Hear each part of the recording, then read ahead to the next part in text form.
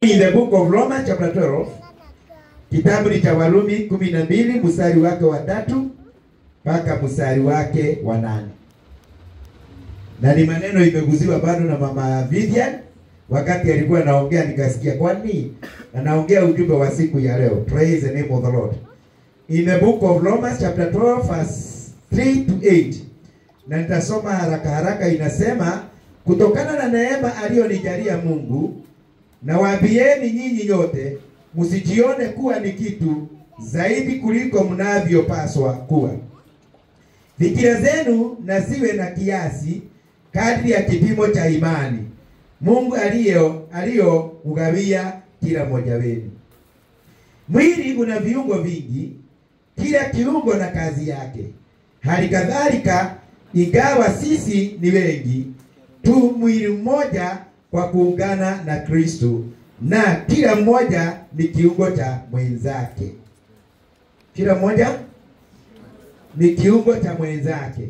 Basi tunayo vipaji mbalimbali kadri ya neema tuliyopewa. Mwenye kipaji cha unabii na akitumie kadri ya imani yake. Mwenye kipaji cha utumishi na atumike. Mwenye kipaji cha kufundisha na afundishe. Mwenye kipaji cha kuwafariji wengine na afanye hivyo. Mwenye kugawia mwenzake alicho nacho na afanye hivyo kwa ukarimu. Msimamizi na asimamie kwa bidii. Naye mwenye kutenda jambo la huruma na afanye hivyo kwa furaha. Praise the name of the Lord. Amen. And nami in the book of Corinthians chapter 12, 1 Corinthians chapter 12, 1 Corinthians chapter 12 mstari wa 12. Nasema, na kama vile mwili ulivyo mmoja wenye viungo vingi, na viungo vivyo vyote ingawaje ni vingi hufanya mwili mmoja, ndivyo ilivyo pia kwa Kristo. Maana sisi tukiwa Wayahudi au watu wa mataifa mengine, watumwa au watu huru, zote tumebatizwa kwa roho mmoja katika mwili huyo mmoja, na zote tutarudishwa roho huyo mmoja. Mwili hauna kiungo kimoja tu, bali una viungo vingi. Kama mguu ungejisemea kwa kuwa mimi sio mkono, basi mimi si mali ya mwili, je, ungekoma kuwa sehemu ya mwili? La hasha. Kama sikio lingesema kwa vile mimi ni si jisho, basi mimi si mali ya mwili, je, kwa hoja hiyo lingekoma kuwa sehemu ya mwili? La. Kama mwili wote ungekuwa jisho, sikio lingekuwa wapi? Na kama mwili wote ungekuwa sikio, mtu angewezaje kunusa? Lakini kama ilivyo, Mungu alizipanga sehemu hizo tofauti katika mwili kama alivyopenda. Kama sehemu zote zingekuwa kiungo kimoja, mwili ungekuwa wapi? Ukweli ni kwamba sehemu za mwili ni nyingi, lakini mwili ni mmoja. Basi jicho haliwezi kuambia mkono, sikuhitaji wewe, wala kichwa hakiwezi kuambia miguu, siwahitaji nyinyi. Zaidi ya hayo, inaonekana kwamba sehemu zile za mwili zinazoonekana kuwa ni dhaifu ndizo zilizo za muhimu sana. Tena viungo vile tunavyovifikiria kuwa havistahili heshima kubwa, ndivyo tunavyovitunza kwa uangalifu zaidi. Viungo vya mwili ambayo havionekani kuwa vizuri sana huhifadhiwa zaidi, ambapo viungo vingine havihitaji kushughulikiwa. Mungu mwenyewe ameuweka mwili katika mpango, akakipa heshima zaidi kiungo kile kilichopungukiwa heshima, ili kusiweko na utengano katika mwili, bali viungo vyote vishirikiane. Kama kiungo kimoja kinaumia, viungo vyote huumia pamoja nacho. Kiungo kimoja kikisifiwa, viungo vingine vyote hufurahia pamoja. Bwana asifiwe sana. Na ndio nimesema sitaki kukawia sana. Nataka kuongea neno kidogo tu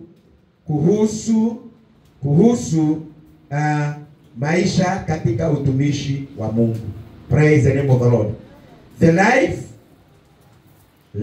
in God service. Maisha katika hali ya kumtumikia Mungu. Na ni maneno yalizungumzwa na Mtume Paulo, na ndio wakati alikuwa anazungumzia aliweza kuinakili ama kuiandika, na hii mambo aliweza kuandikia kanisa la Warumi. Praise the name of the Lord. Na alikuwa anaandikia kanisa la Warumi ama jumuiya ya waumini wa kule Rome. Maana sana wengi wao ni wale walikuwa watu wa mataifa. They were Gentiles. Hata kana kwamba kulikuwa na Wayahudi walikuwa wadogo kuliko the Gentiles. Lakini alikuwa anataka kuwahimiza na kuwaonyesha umuhimu wa umoja wa kanisa la Kristo. Praise the name of the Lord. Umuhimu wa umoja wa kanisa la Kristo, the unity of the church of Christ. That is why akaweza kusema ya kwamba kutokana na neema aliyonijalia Mungu, na waambieni nyinyi nyote msijione kuwa ni kitu zaidi kuliko mnavyopaswa kuwa. Fikiri zenu na ziwe na kiasi kadri ya kipimo cha imani Mungu aliyowagaia kila mmoja wetu. Kwa hivyo alikuwa anataka kuongea tusijione wakati Mungu amekupatia kipawa cha aina fulani kwa ajili ya kulijenga kanisa lake. Usijipende ya kwamba ama usiwe na malengo ya kwamba kama ni wewe mwenyewe umeweza kujikabidhi kile kipawa. Praise the name of the Lord. Nimepatiwa kile kipawa, umepatiwa ile kipawa. Kama waimbaji wetu hama wamepewa vipawa sio kwa ajili yao. Kile kipawa waimbaji wetu wamepatiwa, zile vipawa wapiga vinanda wetu wamepatiwa ili wakaweze kujenga mwili wa to build the body of Christ.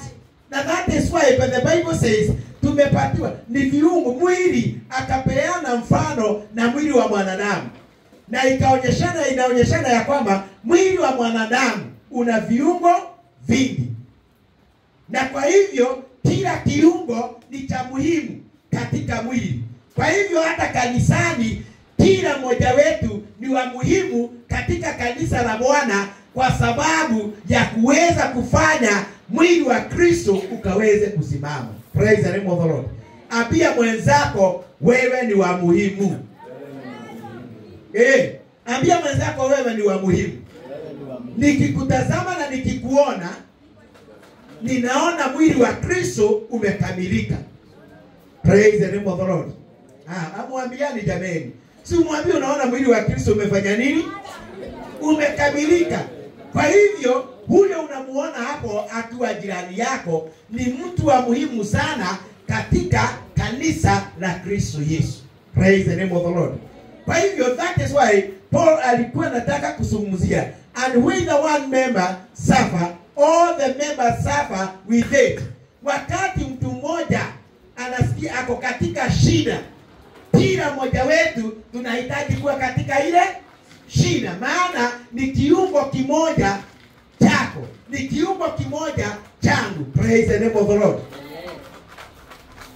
Na that is why dada yetu Mama Vivian amezungumzia ya kwamba wakati tumekaa katika umoja, wakati tumekaa kama ndugu, wakati kama tumekaa kama dada, ni vyema kila mmoja wetu ambebe mwenzake mzigo. Haleluya. Ambebe mwenzake mzigo. Kwa sababu wakati ule haujui ya kwamba yes, mimi ndiye niko na mzigo siku ya leo. You never know about tomorrow. Kwa hivyo wakati unaona ya kwamba kuna mzigo unaweza kumbebea mwenzako, ni vyema kufanya nini? Kubeba. Na hiyo mstari wake wa 3 inatuonyesha ya kwamba accordance of faith, kulingana na imani, the power given by God to each believer to fulfill various ministry in the church. Ya kwamba Mungu ametupatia kila muumini nguvu ya kutimiza huduma mbalimbali katika kanisa. Kwa hivyo inataka huyo mstari unataka kutuonyesha Mungu kila mmoja wetu amempatia nini? Nguvu. Praise the name of the Lord. Ambia mwenzako wewe Mungu amekupatia nguvu. Tunasoma sisi wote pamoja. Mwambie wewe Mungu amekupatia nguvu ili ukaweza kutimiza huduma katika kanisa la Bwana. Praise the name of the Lord.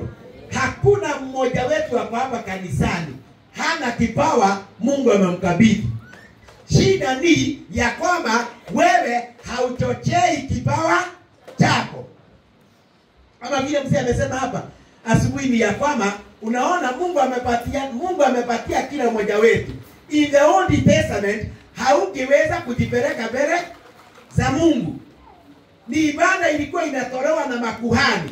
Na kwa hivyo kuhani akisimama, yeye ndiye alikuwa, na unaona alikuwa mwenye dhambi. Lakini Biblia inasema ya kwamba wakati Kristo alikuja, tuliweza kuwekwa huru na kila mmoja wetu akapatiwa nafasi ya kuweza kujipeleka mbele za nani? Za Bwana. Praise the name of the Lord.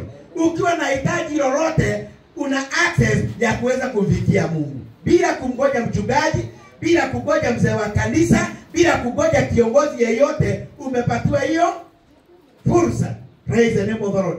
Ukitaka kujua kipawa chako kwa ajili ya kazi ya Mungu, ni lazima uchochee. Ni lazima umuombe Mungu aweze kukufunulia, maana kila mmoja wetu tunaona ya kwamba Mungu amempatia nguvu na amempatia kipawa cha kuweza kuhudumu kanisani kwa sehemu mbalimbali. Kanisani tuko na waimbaji, kanisani tuko na walimu, kanisani tuko na nafasi ni mingi. Tunahitaji wengine wao ni manabii, na sio manabii wa kutabiri mambo yao, ni manabii wa kupeana ripoti Mungu amefanya nini, ujumbe wa Mungu, vile Mungu amesema, vile Mungu anataka watu wakae. Tuwe na watu wa aina hiyo ili kanisa likaweze kukamilika. Praise the name of the Lord. Maana watu wengi sasa wameingia katika mambo ya kujichanganya, maana wanajua ya kwamba pengine hawataweza kujulikana. Lakini ukiwa na hiyo kipawa cha unabii katika kanisa, watu wataogopa dhambi. Praise the name of the Lord. Kuna vipawa za aina mingi. Praise the name of the Lord. Kwa hivyo jambo la kwanza ni kujua ya kwamba Mungu amepatia kila mmoja wetu nafasi hiyo ya kuweza kuhudumu katika kanisa. God has distributed. Mungu ameweza kusabasha. Every one of us have the gift to have the gift God has given. Kwa hivyo ni ya kwamba Mungu ameweza kusabasa vipawa mbalimbali. Simeona kuna watu wanashika gitaa hapa, tunasikia ni kwenda tunaenda. Praise the name of the Lord.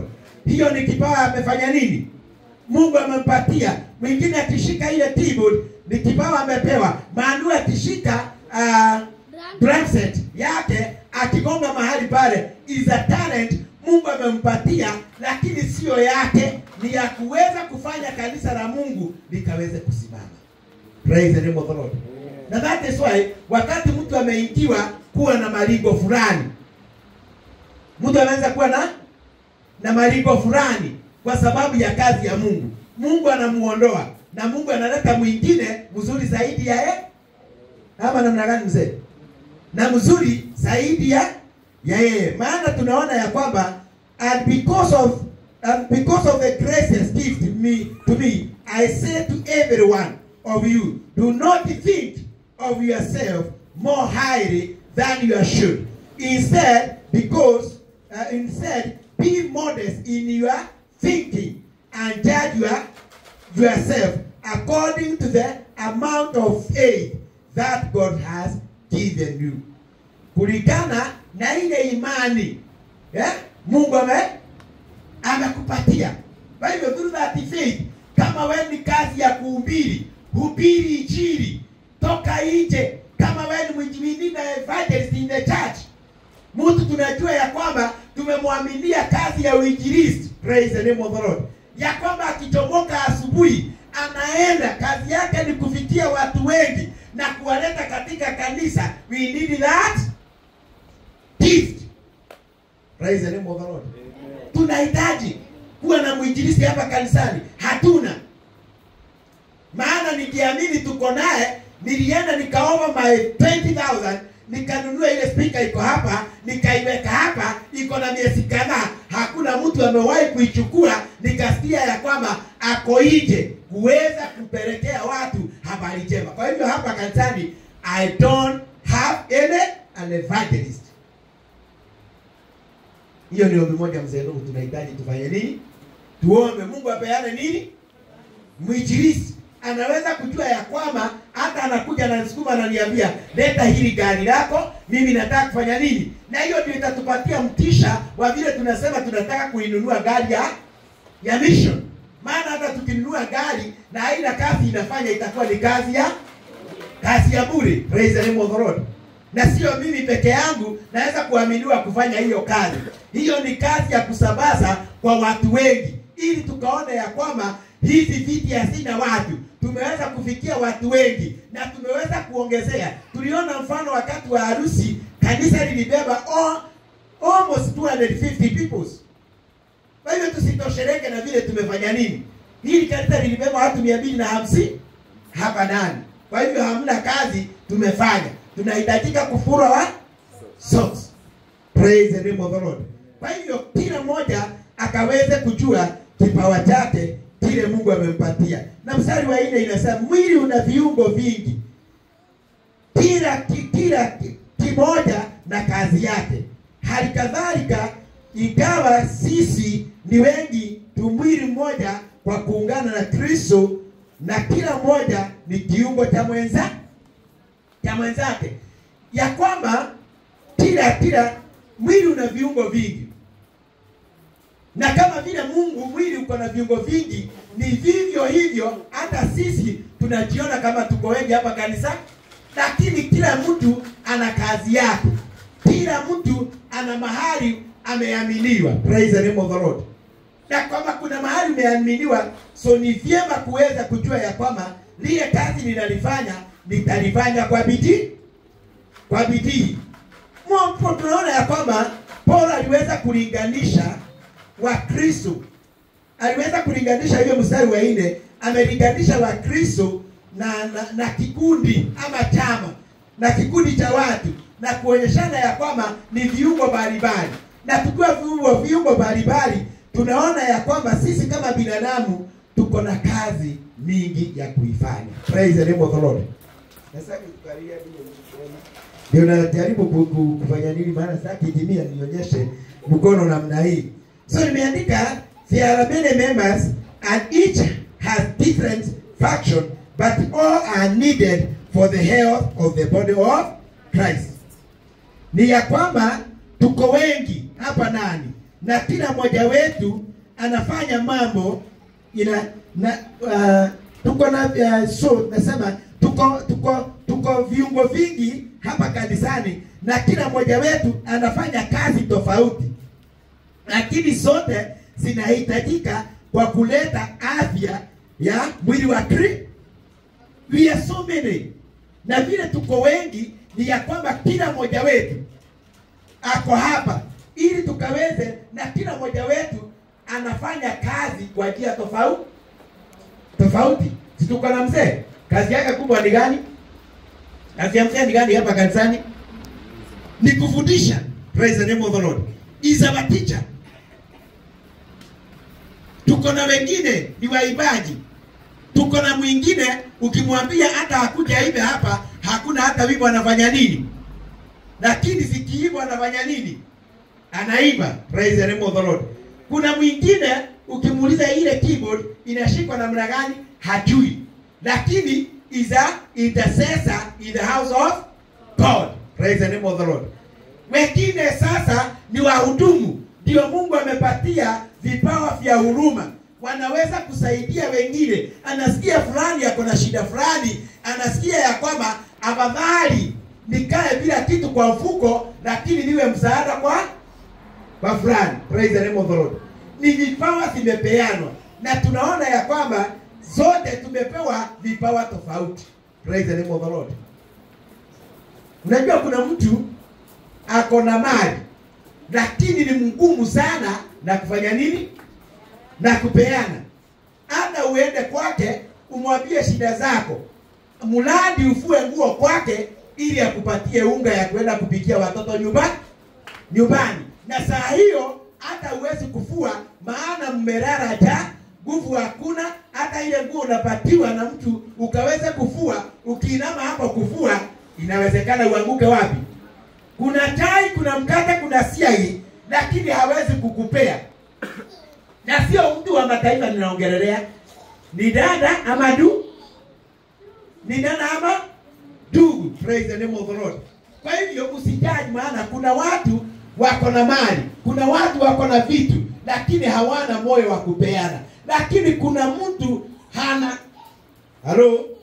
Kuna mtu hana, lakini ukitembea kwake, afadhali ile kikombe ya chai alikuwa ameweka kwa sababu ya mtoto, saa zingine akunywe akuchemshie, na unamwambia kwambia hapana, hauwezi kuacha hii kikombe ya chai, ninataka nikupatie hii kikombe ya chai. That is why Paul anasema ya kwamba tumepewa ndani ya nyumba ya Mungu, tuna watu wa aina tofauti. We are so many, but in a different faction. Praise the name of the Lord. Kwa hivyo kama Mungu amekupatia kipawa fulani, usikilalie. Wacha kile kipawa Mungu amekukabidhi, maana it is by grace.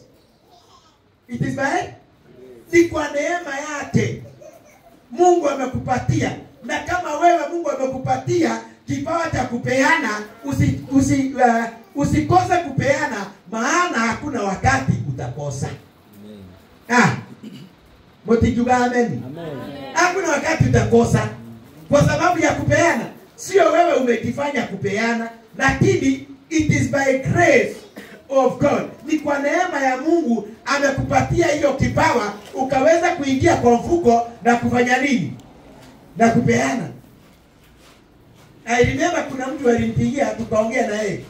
Tukiongea akaniambia ninahitaji unisaidie jambo fulani. Sasa yeye ananiambia hivyo, ndio tumetoka mazishi kwa mzee. On the same time, kuna mtu mwingine alikuwa anahitaji nimpatie msaada. Mpaka nilikuwa hapa kanisani bado hiyo siku baba Kinyaki tuliongea na yeye. Mpaka nikamuomba Mungu, nikamwambia Mungu, wewe Mungu mwenye rehema nyingi, wewe mwenye kupeana, usikubali hata siku moja nikose. Maana wakati mtu anakuambia unasikia, kuna roho ya huruma. Praise the name of the Lord. Na on the spot ukafanyika kiutu tu hivi, simu yangu ikaingia 100 ngapi? Mzee Ndongo, nikiwa hapo. Wakati iliingia hiyo so 5, sikuiweka. Nikasema hata sitaki kujua nyumbani kuko namna gani. Uko namna gani? Nikachukua hiyo so 5 nikamwekea. Praise the name of the Lord. Nikikaa mwingine naye anahitaji la aina gani? Mpaka nikauliza, kwani hawa watu wote Mungu ni chia kufanya nini? Lakini nataka kukwambia ya kwamba kama ni Mungu amekukabidhi kile kipawa, hautapungukiwa hata siku moja. Watu walikuwa watakuwa wanakuangalia, lakini wanaona kama wewe ni tajiri, lakini sio tajiri. Lakini kwa sababu ya neema za Mungu, kila wakati unaonekana kama umefanya nini? Umebarikiwa. Praise the name of the Lord. Kwa hivyo ndio mstari wa 4 unatuonyesha, ulikuwa unatuonyesha vizuri ya kwamba mwili una viungo vingi, kila kimoja na kila kimoja kinafanya kazi yake. Hali kadhalika ingawa sisi ni wengi, tu mwili mmoja kwa kuungana na Kristo, na kila moja ni kiungo cha mwenzake. Praise the name of the Lord. Kwa hivyo wakati unasikia kwamba kuna mahali nimefinyika na unaweza kunisaidia, nisaidie na usinihesabie. Nisaidie na usifanye nini? Usinihesabie. Nisaidie na usiende ukisema sema. Maana that is the main problem. Unachomoka hivyo. Ukikutana na mtu anakwambia duwe tununue kikombe ya chai. Hapana. Hata saa hii isipokuwa ni mzee wa kanisa hapo alikuwa, na unaanza kumwandika wapi? Sasa umeanza kuandika mambo yake na unasema kila kitu. Sasa kile umefanya, basi huyo atakwambia ni sawa, ubarikiwe, lakini baraka zake Mwenyezi Mungu haumo, maana tayari umepokea baraka kutoka kwa mwanadamu. Praise the name of the Lord. Ninavyoweza kukusaidia nikusaidie, na nisikuhesabie ukiwa ndugu yangu wala dada yangu, nisihesabu ni gharama kwangu. Nijue ile ya kwamba ni mwili mwenzangu, ninafanya nini? Ninasaidia, maana viungo za mwili ni nyingi. Praise the name of the Lord. Kwa hivyo siku ya leo tunaona ya kwamba kuna mambo kama hayo Paulo alikuwa anazungumzia. So nimesema ya kwamba kila mmoja na kipawa chake anahitajika kufanya kanisa liwe na afya. Kwa hivyo kila kipawa Mungu amekupatia, wacha kanisa likaweza kuwa na nini? Na afya. Na hiyo afya ni kama vile sasa tuliona mama ya mzee hiyo siku, wakati aliniambia, nikaweza kumwambia ndugu yetu Mwangi, nikaweza andikia watu wale utaweza kufikia, waambie kumefanyika ABCD. Praise the name of the Lord. Na hata mzee akikuja hapa nafikiria kuna jambo kama hiyo nimefanya nini, lakini kwa sababu ni kiungo kimoja, ina ni kitu kidogo kimepatikana, na watu wamepeana kwa moyo mkujufu, wamepeana kwa moyo wa dhati, wamepeana kwa moyo wa upendo. Mungu hahesabu wingi wa kitu, bali anahesabu moyo wa mtu wako, moyo wa ule mtu amefanya hivi namna hiyo, amepeana kwa moyo safi ama ni kwa kusukumia. Praise the name of the Lord. Ni vyema kujua namna hiyo. Na wakati wote utasikia hapa kanisani ni kusukuma, unasukumwa ufanye usifanye, maana haina. Nirudie hiyo. Wakati utasikia hapa kunafanywa na usikia kwamba utaki kufanya, usifanye kwa sababu ya kusukumwa. Maana ukifanya kwa sababu ya kusukumwa, hakuna baraka utafanya nini? Utapokea. Lakini ukitoa kwa moyo wa upendo, kwa hiari yako, na Mungu atazame aone ya kwamba ametoa sio kwa manunguniko. Maana mwingine anatoa na alafu anaenda akifanya nini? Akinungunika, akiongea. So hiyo haitakusaidia. Na hata mahali itaenda, itakaa kama ni kitu, ni mbegu imeanguka juu ya mawe. Praise the name of the Lord. Lakini wakati wote tunasaidiana sisi kama ndugu na dada. Wacha tukafanye kwa moyo wa dhati, ukijua ya kwamba ni kiungo kimoja chako cha mwili. Unafanya nini? Unafanya nini? Unasaidia. Mstari wa 5 inataka kutuonyesha ya kwamba it is only in Christ that any unity in the church is possible. Nirudie. It is only in Christ that any unity in the church is possible. Ni ya kwamba ina Kiswahili nataka kusema ya kwamba ni ndani ya Kristo, kwamba umoja wetu, umoja wa yeyote ndani ya kanisa, mambo inawezekana. Ukiwa na umoja ndani ya kanisa, mambo inawezekana. Inawezekana. Praise the name of the Lord. Ni kupitia kwa Kristo Yesu ya kwamba jambo lolote tunalolifanya litawezekana. Maana kama tutakubali kuwa, unajua, to be a Christ like. Kiswahili, to be a Christ like. Niko yuko akumutukia. Kuwa yes. Ukitaka kuwa Mkristo mkamilifu, ni lazima uwe mfano wa nani? Wa Yesu. Kama vile mzee anatuambia mara mingi, Yesu ni upendo. That is why tunahubiri ya kwamba jinsi Mungu akaupenda ulimwengu, akampeana mwana wake wa pekee. So it is about love. Ni kwa sababu ya upendo unafanya maisha yetu, maisha ya watu wengi, maisha ya mmoja wetu, tukaweze kuona ya kwamba mambo yote yamewezekana kupitia kwa Kristo Yesu. Without Christ. Thank you so much ndugu yangu. Karibu sana mahali ulikuwa umetoka.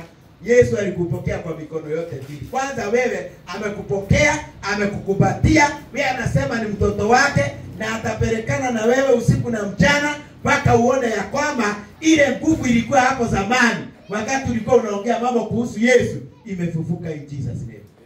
Praise the name of the Lord. ni ya kwamba tunaona mstari wa 3, tunaona ya kwamba true unity is a spiritually based. Ya kwamba ni ukweli ya kwamba umoja unapatikana ndani ya roho. Umetengwa katika msingi wa roho. Praise the name of the Lord. Kwa hivyo wakati kanisa tutakuwa na umoja, the time the church will be together. Tutaenda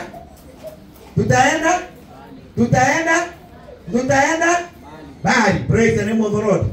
Ya kwamba wakati tutakapoongana tunaona ya kwamba hii umoja tuko naye kanisani. Dada yetu fulani tukichukua elfu zetu 2, 3, 5 tumuokee kakasi fulani pale, inaweza kufanya maisha yake isimame. Haleluya. Hey. Hiyo ndio I'm talking about the unity. Tunaona ya kwamba kuna ndugu fulani tukimfanyia kitu fulani anaweza kujimudu kimaisha. Tutapata kanisa limesimama, maana tukipatia Jimmy something aende aweke biashara yake ikaweza kunawiri. Kwani sifa zitarudia nani? Alafu nalo kanisa linaendelea kuinuka. Praise the name of the Lord. Wakati tuko na mchango, tunaona ya kwamba katika ule mchango wetu ndugu yetu amekuja na 1000 yake 5. Dada yetu amekuja na 1000 yake 10. Maana kale ka biashara tuliweza kumpatia akaweka. Imeweza kuwa ni biashara iko na manufaa katika maisha yake. That is a unity ninaongelelea siku ya leo. Hello? Najua ni juzi tu niliangalia nikaona kuna kameko kako hapa ndani. Naanza kuna wiki karibu 3. Mimi nilipata mmejipanga. Kuna gachai, kuna mkate ni wiki 3 mo. Na muda wewe ununua gagai mo. Hakuna. Ukiulizia watu kama 5, 10 wameshindwa na kujaza hiyo nini? Kamtungi, si ndio? Na tukiwa sasa tuko na vijana wetu hawa, na nataka kuwabariki siku ya leo. Tuna vijana wetu kama hawa, tuna wamama kama haya, kila mtu ako na mahali amejishikilia, ni kupata hako kagasi kameisha, hata hakuna mtu anauliza swali, si ndio? Anachukua, anaenda anajaza, mnapata wapi? Mnaipata hapo. Praise the name of the Lord. Tunahitaji tuwe na umoja ili tuone ya kwamba hatukai mahali pamoja, tunaweza kuinuana mmoja na praise the name of the Lord. Jamani, hao watu shangwe. Hatutaki kuinuka. Tunataka kukaa kanisa la kuomba. Ati kitu ya 1000 ni kushikana.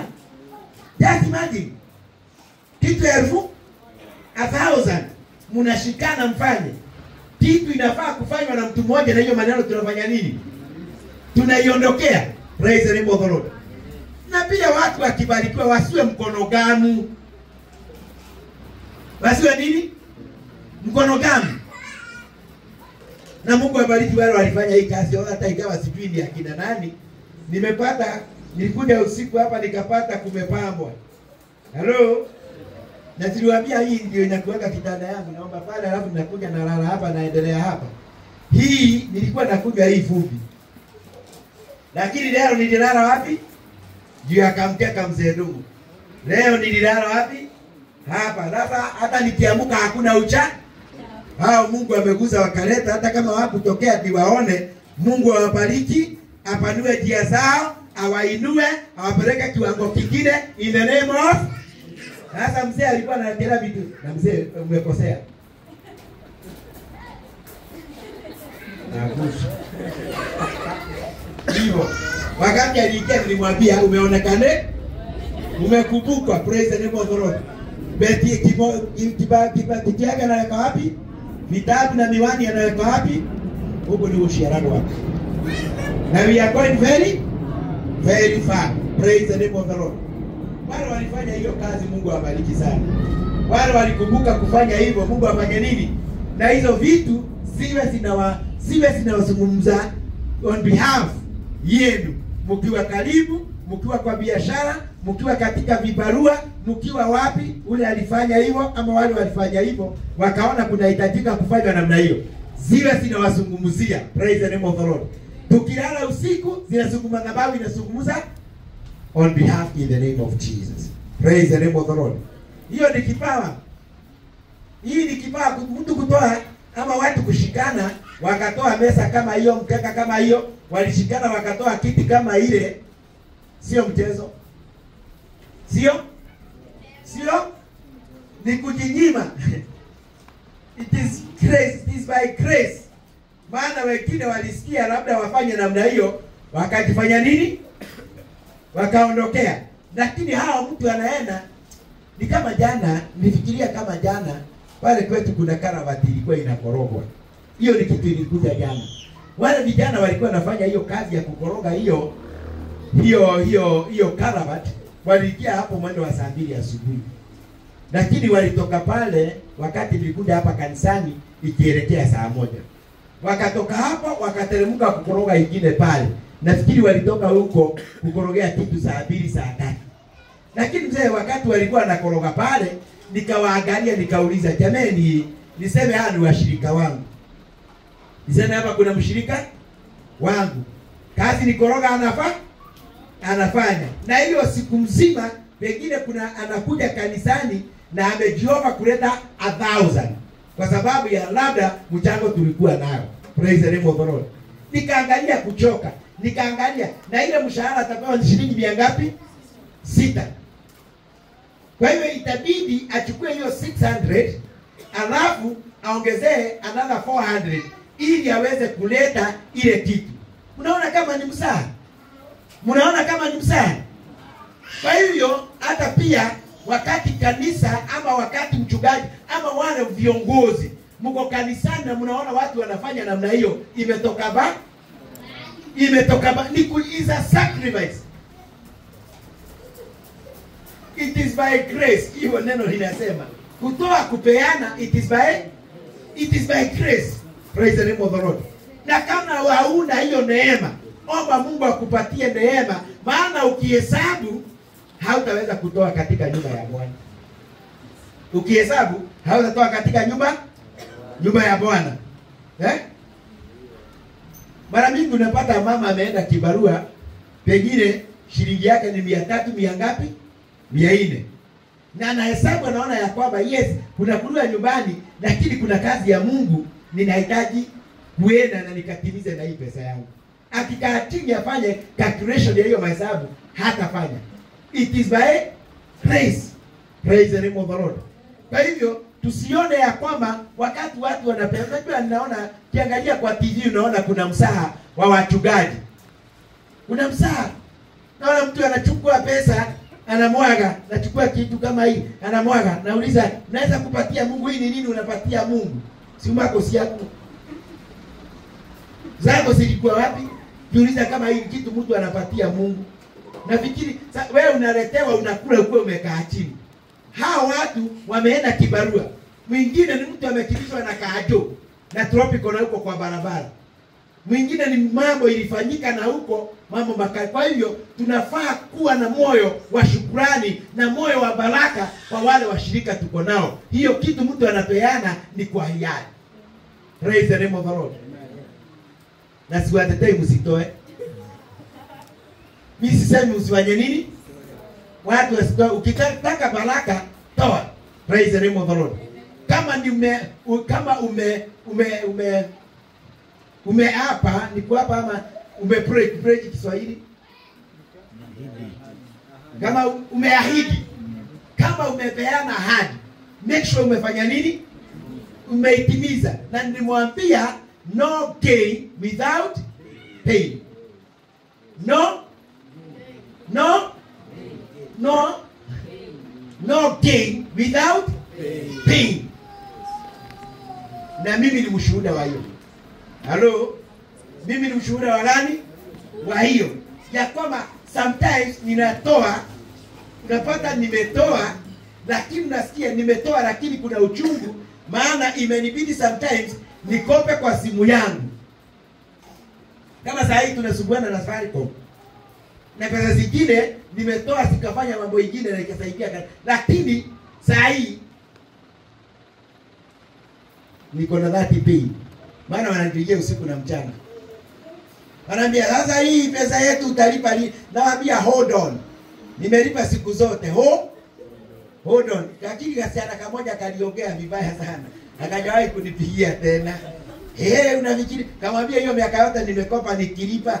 Sasa saa hii nimekosa, unataka nifanye namna gani? Na pesa yenu ninafanya nini? Nalipa. Si uliona juzi nilikuwekea 10,000, kabaki 21,000. Na 10,000 nimefanya nini? Na fikiri ningekaa kama wengine si wanakataa kufanya nini? Jana nikapigiwa na mwingine akaniambia, Harold, habari yake mzuri sana. Unakumbuka kale kadeni ketu? Si utafuta mahali uchukue ulipe alafu ukope tena. Nikamwambia sitaki roho ya kukopa. Praise the name of the Lord. Sitaki kufanya nini? Sitaki kukopa. Praise the name of the Lord. So, na nilichukua ikafanya kazi. But without it paying, it is no gain. Na mimi najua ya kwamba nikimalizia kulipia hiyo, naambia mwenzako nikilipia kulipa hiyo mara 5 10, mimi mikono yangu itapata in Jesus name. Praise the name of the Lord. I remember wakati nilikuwa naweka hii, nilikuja mkapata hii siku moja imeweka. Na hakuna mtu alijua. Na mama Ima mtanani hakuna, hata Ima walikuja wakawashindwa kwani kanisa lifanya nini? Nilibadilikia tu kwa hiyo simu, nikafanya hiyo, nikachukua, nikafanya nini? Na hiyo maneno nikaondoka. Lakini wakati wa kulipia, wakati ulifika, nilipata Mungu alipeana pesa, ikalipa ile deni na ikabakisha pesa.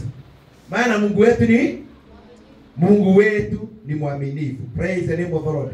Kwa hivyo ni ndani ya Kristo kwamba umoja wetu sisi kanisa utafanya mambo yakaweze kuwezekana.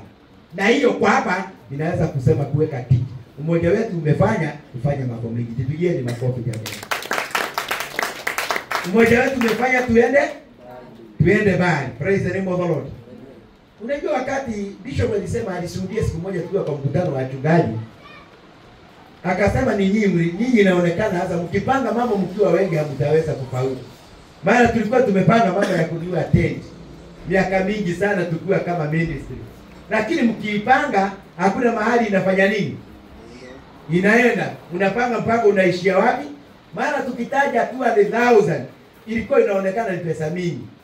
Lakini wakati ule aliona ya kwamba sisi wenyewe hapa vile tulivyo tumechanga more than 200,000 including pesa kutoka Saudi. Piga Bwana makofi. Including money from Saudi Arabia. Ilifika na nilipeana. Sawa. Ulikuwa kutumia tent. Nafani kutuma alituma. Including that money. That is why nasema mpande mandege vijana. Pandeni mandege, pokeeni kupanda ndege. Muende mkatutafutie huko mtatutumia.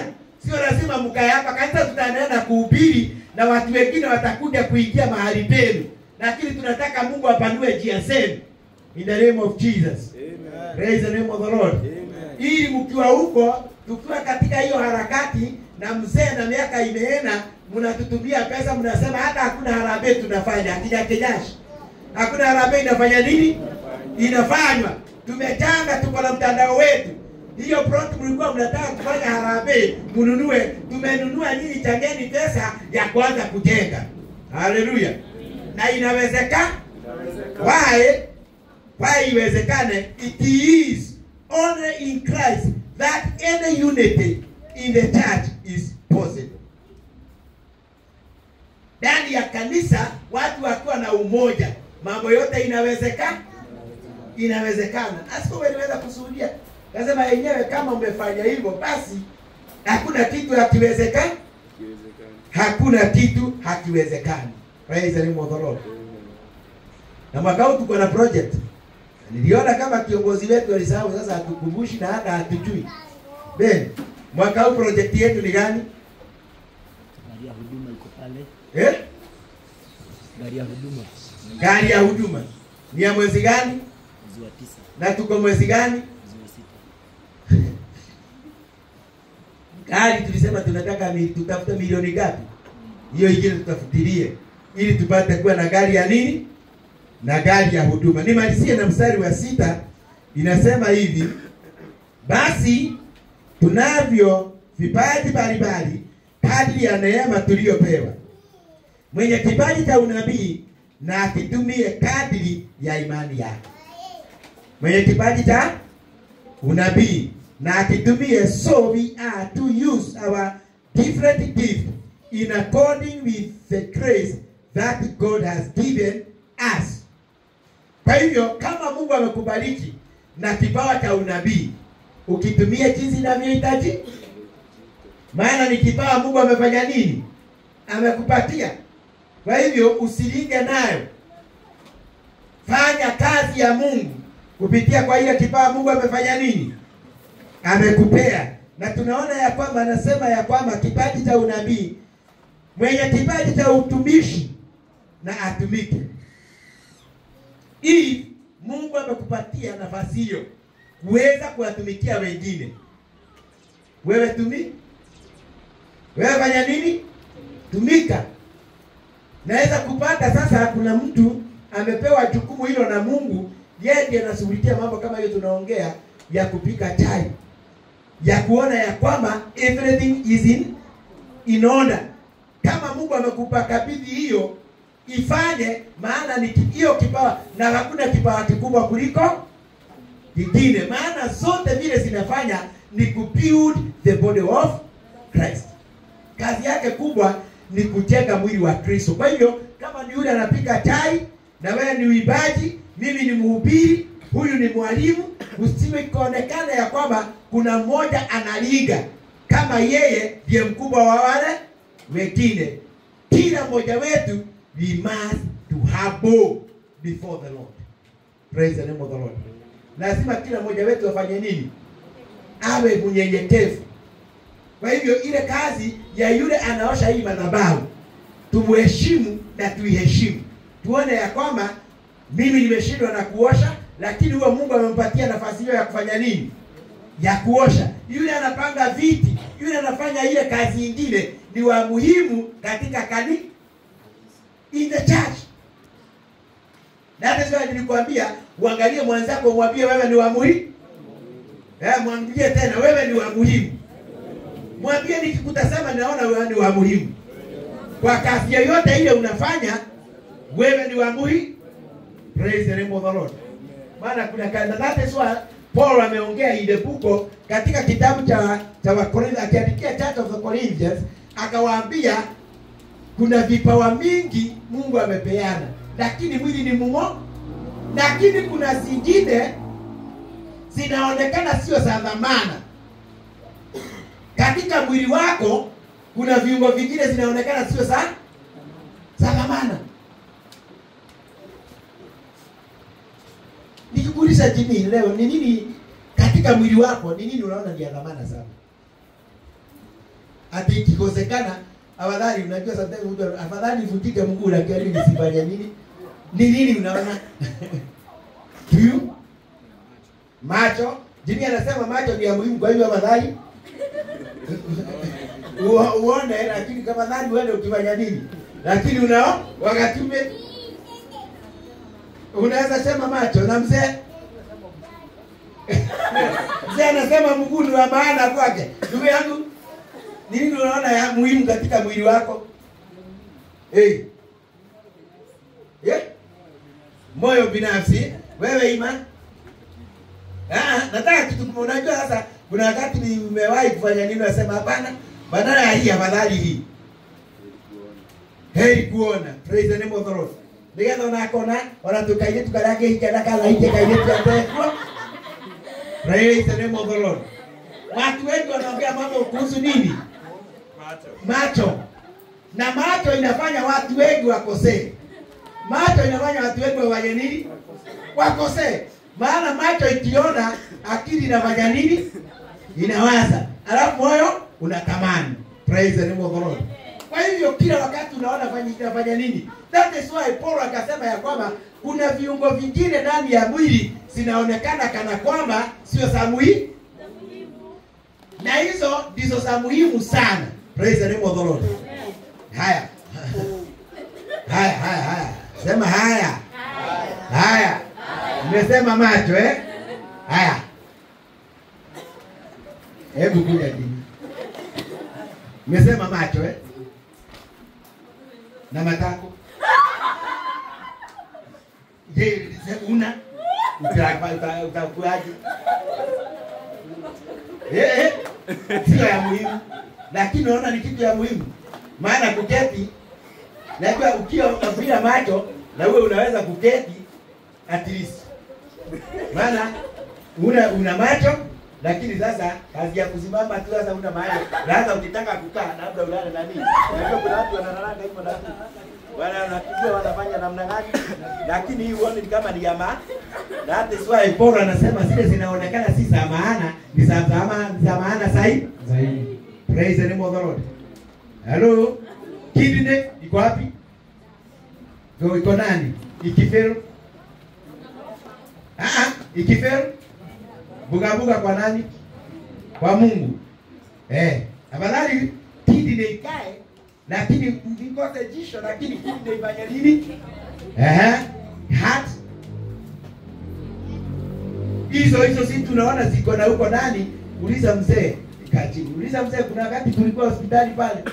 Akaambia sasa hii mara yako nayo imefanya nini? Na ikienda ilete shida tunakata.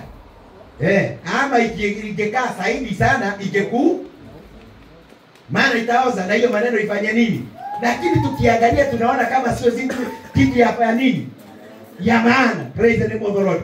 Hata huyo mko na yeye hapo, ukitoa yeye hatoi, yeye ni wa maana labda hapeani, hatoi kwa sababu hana. Hatoi kwa sababu hana. Lakini kwa kazi nyingine anaifanya jinsi inavyohitajika. Praise the name of the Lord. We must to love one another. Na kujua kila mmoja wetu ni wa muhimu hapa kanisani. That is why nyinyi wote nimewaigana. Wote nimeweka refu. Kila mmoja wetu nimemweka refu moja. Kwa hivyo hakuna mtu anaweza kusema huyu nimempenda zaidi na huyu amefanya nini? Although wewe ndio ukirana. Kuna mahali inaendaga sasa pia inafanya nini? Inapanda kiasi. Maana wakati ninakuhitaji kama wakati ninakuhitaji unapatikana, si kuna kitu unaniongezea. Wakati unanihitaji ninaonekana, si kuna mahali sasa unaweza kusema hapana, hiyo kitu unaenda kukalia. Na kama kumekuja mtu amefeka ile kufia kubwa namna hiyo, na anakikuja kukaa pale wakati na hiyo ni ya mchungaji wangu, maana amenipatia mabega ya kulilia kila wakati. Hiyo usifanye nini? Wewe kalia wapi? Kwa hivyo huo upendo unaonekana umefanya nini? Kwa hivyo nataka kusema ya kwamba ndugu zangu na dada zangu, zile vipawa Mungu ametupatia ili tukaweze kujenga mwili wa Kristo. Hello.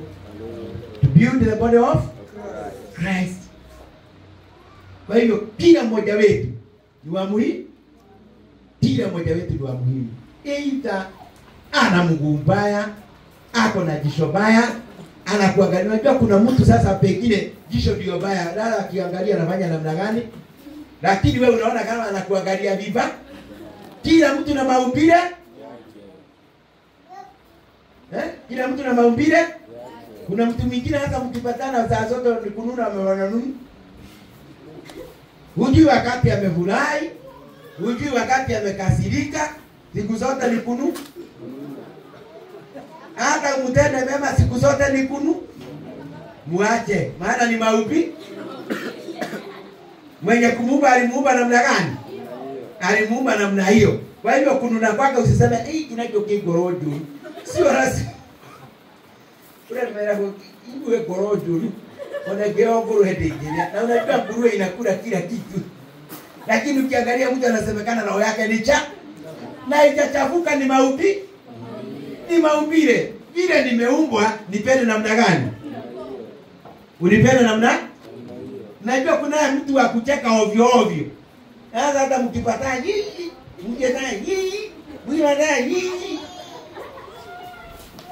utachekeza uchekeze kitu baya. Hata hiyo bado ni shida. Kila mahali kila mahali is another problem. Wewe unaona mtu amenuna, lakini hata wewe ni you are the problem. Praise the name of the Lord. Kwa hivyo usione mwingine unafanya nini? Sijui naitwa sijui ni maji sijui kuna kamsemo kanasema kuguru sijui kuona nini. Eh? Nyani. Nyani? Haoni kudule. Vizuri ni kusema namna gani? Hebu taura. Nugu. Unajua unaona shida ya huyu lakini unaona shida ya huyu, ninaona shida yako lakini sioni shida yangu. Praise the name of the Lord. You judge me but the main problem wewe ndio uko na shida nini? Si unaonaga mtoto wa manti akiona mama yake anamchekelea akiona ameshuruka wapi? Na huku nyuma. Lakini yeye mwenyewe hajui hata yeye ameshuruka. Praise the name of the Lord. Bana anaambia watokia nyoko atokia na haya anashodoroa wapi? Kwa hivyo kila wakati unapoona mwenzako mbebe kama ni ndugu yako, mbebe kama ni dada yako, mbebe ni ya kwamba huyo mtu mkitembea na yeye ni mtu wa muhimu, because Mungu amembadilisha kuwa ndugu yako. Na ile shida unaweza kunibebea, nibebee. Hello? Naweza kukosekana hauna fedha ya kunifanyia vile. Lakini ukisimama katika pengo, uombe kwa ajili yangu, mbingu litafanya nini? Litakusikia. Inawezekana uwe unaweza kunipatia unga moja nikakule, wacha kuniombea. Kama una uwezo wa unga nipatie unga nikapatia nini? Watoto nikakule. Praise the name of the Lord. Wacha kuna mahali ya maombi na kuna mahali ya vitendo. Hii ni unga nikakule, nipatie unga nifanye nini? Nikakule. Kama wewe hauna, ukitaka kusimama katika pengo, simama katika mwanya, Mungu afungue nini? Afungue njia. Why? Because tumeona it is only in Christ that any unity in the church is possible. Praise the name of the Lord. So, na hiyo mstari wa 6 nimesema ya kwamba is referring about a special gift of grace. Yamaanisha ni vipawa vya kipekee za neema Mungu ametupatia na freely given by God to his people to meet the needs of the body of Christ. Na Mungu amezipeana tu bure ili zikaweze kujenga mwili wa Kristo. Hello? Alex, umesikia? Hii kinanda unapiga pale sio kwa sababu ya mambo mengine. Ni kwa sababu ya kujenga mwili wa nani? Kwa hivyo ukipiga, piga kwa moyo wako wote. Hello? Piga ngita, ukipiga, piga kwa moyo wako wote. Ya kwamba ni Mungu unafanya nini? Mwili wa Kristo unafanya nini? Na wakati huyo Kristo ataona kumaanisha kwako, basi atakutoa hapo, atuweke kiwango kingi. Watu wengi wamekaa kule chini kwa sababu hawajawachua na hawajatabua zile vipawa wamepewa kwa sababu ya kujenga kanisa la Kristo. Napata kila mtu ana malengo yake. Kiwa mchungaji, sasa uone wengine, hata usalimii wengine, kazi yako ni ukimaliza, unaingia na hapo ndani, na unasema mtu anataka kukuona, kuwe na appointment. Na appointment sio bure. Tumetembea. Wewe ni mshirika hapa, lakini unataka kuniona. Kuna secretary pale, kuingia hapa, appointment ni ngirimo. Ni 1000, sio mchezo. Kwa hivyo utaenda ukafue kwa Magatumbe, nguo kwa mama siku ngapi? 3. 444 ili upate hiyo ngi. Na Jumapili nataka ulete sana. Kuna kitu kingine inafanyika nataka ufanye nini? Na pili nikimaliza naingia hapo, hakuna kusalimiana, hakuna maneno ninataka ili likaone ya kwamba imefanya nini? Hakuna. Ile kazi Mungu ametuitia ni ile kipawa amekupatia kikaweze kuwa msaada kwa ndugu na dada zetu in the church. Praise the name of the Lord. Kile kinahitajika ni kuheshimu mpaka ya ule heshima ya kila mtu. na kuwe na mipaka hiyo ya heshima. Kuona ya kwamba tumeweka hiyo mipaka kwa sababu ya heshima. Lakini sisi wote we are child of in the name of the Father and the Holy. Praise the name of the Lord. Nilikosa mtu ya kulifanya hivi. Sarada nimeenda nikafikia mahali pale, najua ya kwamba Mungu ataweza kutubariki. Karibu sana. Mwana wa Mwagi. Nifika salama. Karibu sana. Kwa nafurahia nikikuona. Najua hiyo siku ulikuwa umepewa ruhusa. Praise the name of the Lord. Oh, nivyo tukaendia. Leo hii ni mali yetu, mnaona. Hii ni mali ya nani? Hii ni mali ya CFTC. Halo? Kwa hiyo tuichunge vizuri. Hizi zote kunaona nasikia Jesse. Na kama utakuwa ng'ambo utakuja huko tu. Ndege napanda nakuja huko tu. Nauliza harusi tunao hatuna. Tunayo. Nakataa nawaambia nimetoka mbali kwa hivyo hapa sitoki. Niko front line kwa sababu ni msichana wangu. Kwa hiyo vijana na wasichana mdumishe hiyo wokovu. Kama wewe ni kijana kujeni niwabariki leo. Nisikie usiku wa leo na niko na hiyo mwito kutaka kuwaombea. Wazazi tusimame tuelekeze mikono yetu na wito. Hawa nataka